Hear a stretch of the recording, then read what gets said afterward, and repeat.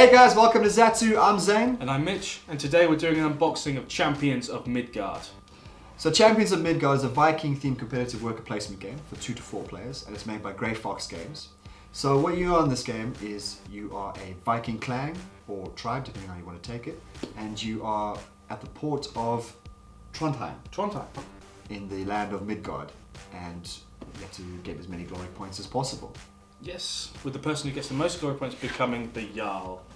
Jarl, and just for all of us who don't know what that is, what is that? That's like a chiefdom, and Earl would be the direct translation, but it's like a chief.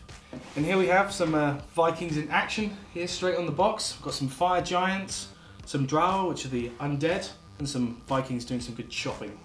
I'm liking the artwork on the mythological Norse beasts on there. Yeah. Sort of really pops out at you on the box. Yeah.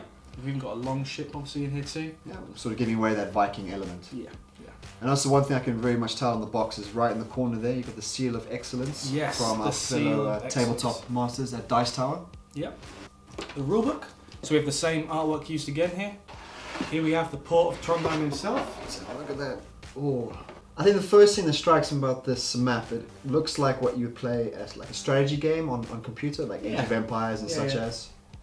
So immediately you get that sort of aspect of strategy involved in the game. Yeah. And these are the locations where the monsters will be cropping up to, and you'll be sailing out in your ship to take them on. Up in the mountains there, the trolls. Yeah. Will be waiting for you. Very nice. I really like it's sort of a quaint village. It's somewhere that you maybe want to go on a holiday. You know. Yeah, perhaps not when the trolls are attacking. So here we have the Viking leaders. These are double-sided, one side showing the ability of the chap. And of course, each player will have one of these player reference cards. Yeah, exactly. And on the other side, we kind of have a full bleed artwork, which is just really nice. I love the artwork. Again, it's sort of coming from that, we were talking about the strategy games and everything earlier. And you've very much got that sort of Viking element to each character. You know, sort of the blue paint in the face, go to war, get you ready for it. So, a few more tokens. The currency for the game. So gold. Gold. That's what you'll be wanting. Gold. Coins. Cash. Because you'll need that gold to buy those ships, to recruit those warriors, to slay those monsters. And that's the aim of the game. That's what you want to do. That is the aim. You want to be the hero. Yeah. Okay, and here we have the favour tokens. Right, so each favour that you have at the end of the game will count towards 2 glory points. So you want to have as many of these towards the end of the game as possible. Because we need that glory.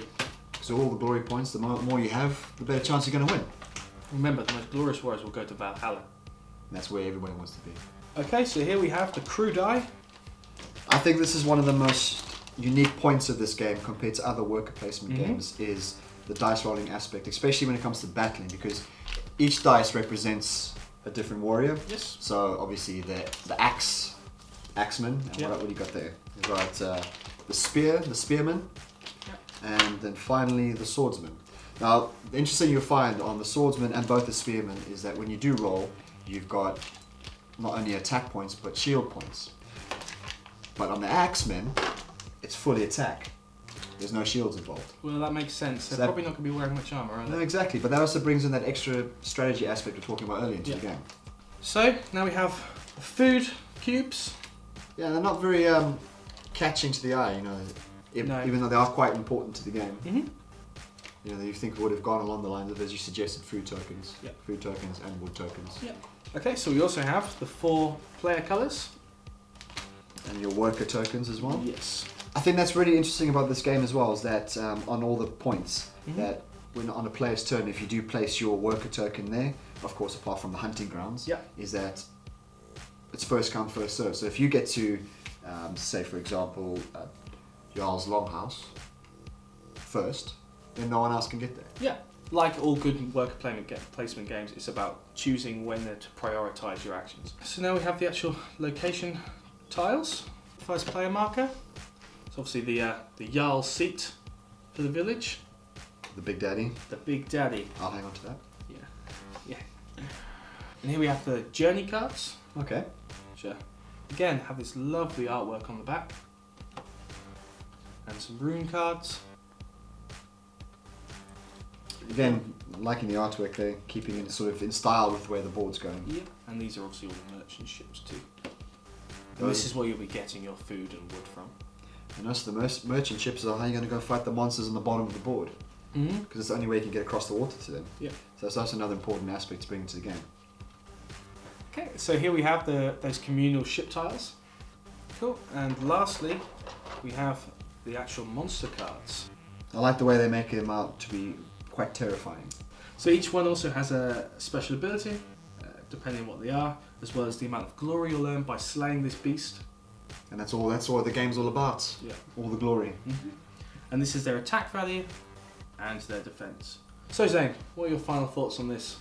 Well, from the outset, you know, all the artwork and everything aside, I think with a lot of worker placement games, theme is something that lacks quite a lot recently. So with those mechanisms being brought in and theme, this game sort of stands up apart from all of those, which I find fantastic. You can indulge in those mechanisms of worker placement and then as well indulge yourself in the theme, which is the elements are everywhere. Okay, so that's everything here for this Viking themed worker placement game. I think that's all that's left for us to do now. So take us away and give it a play. Most certainly. Well guys, thanks very much for watching, and don't forget to like this video and share it with your friends, and if you haven't done so, subscribe to our channel. If you have any other thoughts on the game, anything you'd like to share with us, remember to comment. And also you'll find this game on our website, which you can find below, and we'll see you next time guys. Thanks very much.